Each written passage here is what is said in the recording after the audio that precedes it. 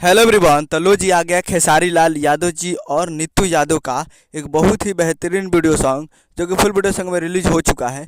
और इस गाने को लिखे हैं टुनटुन यादव जी और इसमें म्यूजिक दिए हैं आर्या शर्मा जी।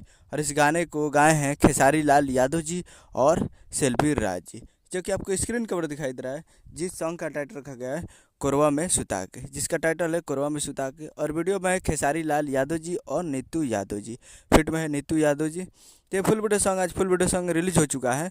और आज full video song release in on 22 अप्रैल 2024 को सुबह 6:30 AM पे ये फुल वीडियो सॉन्ग को रिलीज कर दिया गया है। यानी आज 22 तारीख को सुबह 6:30 पे ये फुल वीडियो सॉन्ग को रिलीज कर दिया गया है। तो बहुत ही बेहतरीन वीडियो सॉन्ग है और सुनेंगे तो मज़ा आएगा। तो एक बार जाइए और जाकर इस गाने को सुनिए और प्यार दीजिए। काफ़ी ज़बरदस्त और तगड़ा गाना है, तो आप लोग जाइए और जाकर इस गाने को सुन सकते हैं।